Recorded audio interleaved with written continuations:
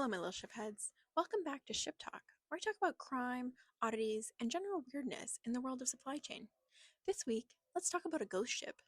On December 4th, 1872, a British ship called the Di Grata is crossing the Atlantic when the crew spots another vessel in the distance. It's moving strangely, drifting, sails partially set, no one at the wheel.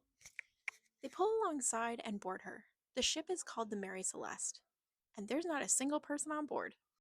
Here's what they did find: 1,700 barrels of industrial alcohol, untouched. 6 months of food and water, also untouched. The crew's personal belongings, very undisturbed. A sewing machine, still in its case. The captain's logbook, last entry dated 10 days earlier. Here's what wasn't there: the lifeboat, the captain, his wife, their 2-year-old daughter, and all 7 crew members. 10 people, gone. No signs of a struggle, no blood, nothing missing except the people and one lifeboat. The ship had been drifting alone for over a week. The Mary Celeste had left New York on November 7th, bound for Genoa, Italy. Captain Benjamin Briggs was experienced and well respected. Last letter home said the ship was in beautiful trim and he expected to find passage. 5 days later, they set sail. Nobody ever saw any of them again. British authorities held a full inquiry in Gibraltar.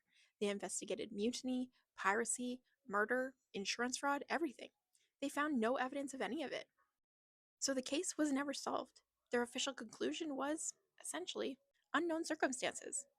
The most credible modern theory is that fumes from the alcohol cargo were leaked into the hold.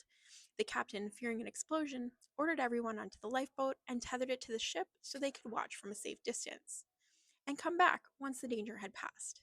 Then, potentially, the rope snapped, and the Mary Celeste drifted away from them. 10 people in a lifeboat in the middle of the Atlantic with no ship and no way home. Now, that's not confirmed, it just fits the evidence better than anything else.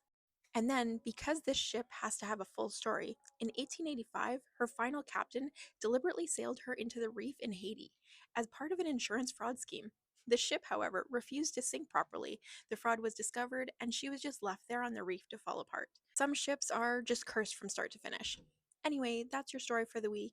Remember to share and follow, and I will see you next time.